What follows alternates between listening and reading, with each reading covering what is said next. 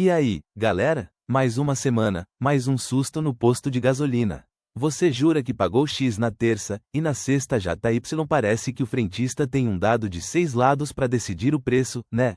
Ou que a Petrobras tá jogando xadrez 4D com a sua carteira. Sua carteira chora toda vez que você passa perto de um posto.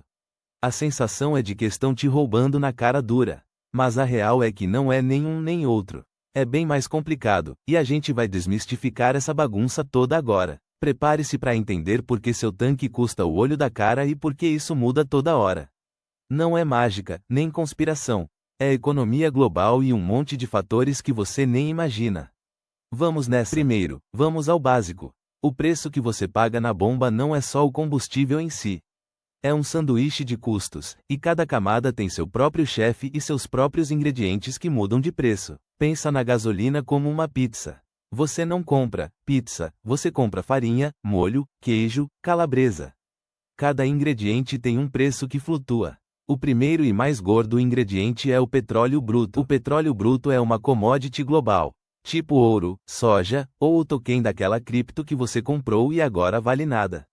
O preço dele é definido no mercado internacional, em dólar, e oscila o tempo todo. O que faz o preço do petróleo bruto mudar?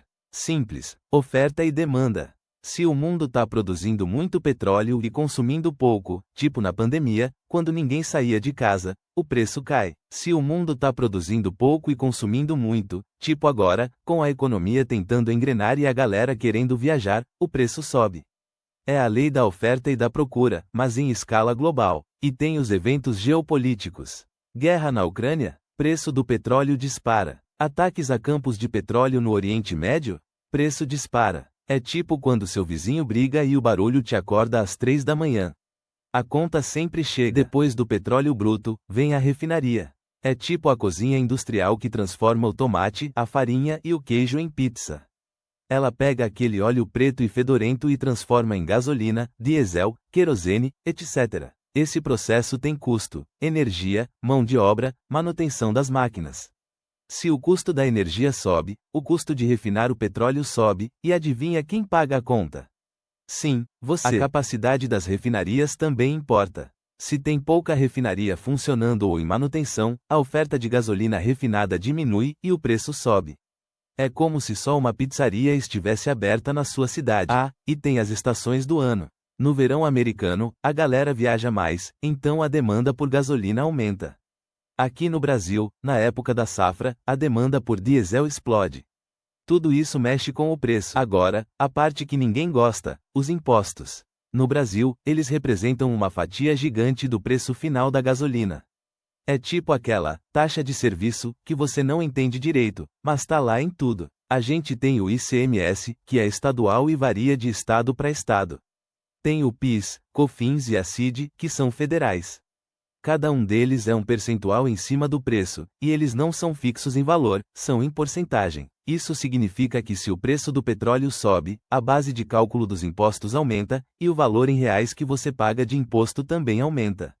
É uma bola de neve que só te afunda mais. Por último, mas não menos importante, temos a distribuição e a revenda.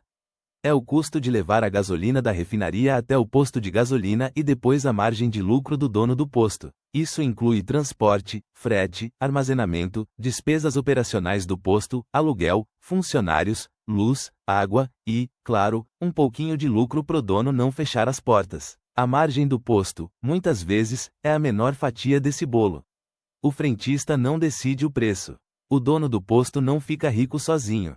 Eles são apenas o último elo de uma cadeia gigante. Beleza, agora você sabe os ingredientes. Mas por que a receita muda toda semana, ou às vezes, todo dia? É aí que a coisa fica mais dinâmica, e o dólar entra em cena como um vilão de filme. Lembra que o petróleo é cotado em dólar? Pois é, se o dólar espirra, a gasolina pega pneumonia. Se o real desvaloriza frente ao dólar, a gente precisa de mais reais para comprar a mesma quantidade de petróleo. E a cotação do dólar muda todo santo dia, às vezes várias vezes no mesmo dia. Então, se o dólar sobe, o custo do petróleo para Petrobras, ou para quem importa, sobe, e o preço na bomba acompanha. Outro fator: os estoques. Refinarias e distribuidoras têm estoques de combustível. Se o estoque tá baixo e a demanda tá alta, eles aumentam o preço para controlar o consumo e garantir que não vai faltar. É a mesma lógica do PS5 na pandemia, poucas unidades, muita gente querendo, preço lá nas alturas. Se o estoque tá cheio, talvez eles baixem um pouco para girar o produto. A Petrobras, que é a maior produtora e refinadora aqui, ajusta seus preços nas refinarias. Antigamente, seguia a paridade internacional quase que diariamente. Agora, tem mais flexibilidade, mas ainda se baseia nos custos globais. E essa flexibilidade significa que eles podem segurar um pouco o preço, absorvendo a alta do dólar por um tempo, ou repassar mais rápido. Essa decisão impacta diretamente o que você vê no posto e, claro, a concorrência local. Se um posto baixa o preço, os outros ao redor podem ser forçados a baixar também para não perder cliente. É uma guerra de preços que, às vezes, te beneficia, mas por pouco tempo. Agora, vamos falar dos manda-chuvas, que realmente mexem com o mercado global de petróleo. O principal deles é a OPEC+, a Organização dos Países Exportadores de Petróleo e seus aliados, como a Rússia. Esses caras são tipo a diretoria de um grande clube de futebol, decidindo o futuro do esporte. Eles se reúnem e decidem se vão cortar ou aumentar a produção de petróleo. E essa decisão tem um impacto sísmico no preço mundial. Se eles cortam a produção, a oferta diminui e o preço sobe. Se eles aumentam, a oferta sobe e o preço tende a cair. É uma manobra estratégica para manter os preços no patamar que lhes interessa. E tem a especulação financeira. Grandes fundos de investimento, bancos e traders apostam no futuro do preço do petróleo.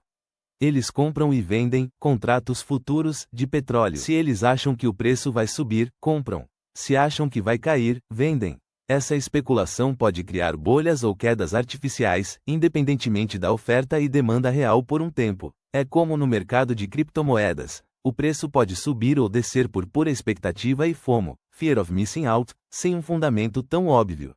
O petróleo é um ativo financeiro, não só um combustível. Então, recapitulando, o preço da gasolina é um coquetel explosivo de preço do petróleo bruto, global, em dólar, influenciado por oferta, demanda e geopolítica, custos de refino, impostos e custos de distribuição. E ele muda toda semana por causa da volatilidade do dólar, dos ajustes da Petrobras, dos estoques, da concorrência local e das decisões dos grandes players globais. Não é uma conspiração para te deixar pobre, só parece.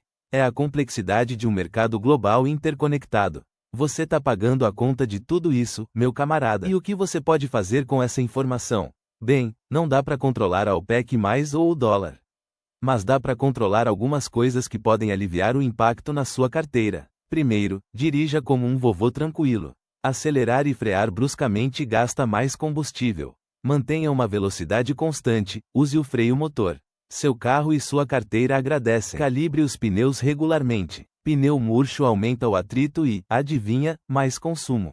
É uma dica simples, mas muita gente esquece. Use aplicativos para comparar preços. Tem vários que te mostram os postos mais baratos perto de você. Uma diferença de centavos por litro pode virar uma boa economia no final do mês. Se puder, use transporte público, vá de bike ou a pé para distâncias curtas. Além de economizar, você ainda se exercita. Duas vantagens em uma tacada só. E por último, mas não menos importante, não acredite em soluções mágicas ou em aditivos milagrosos, que prometem fazer seu carro gastar 50% menos.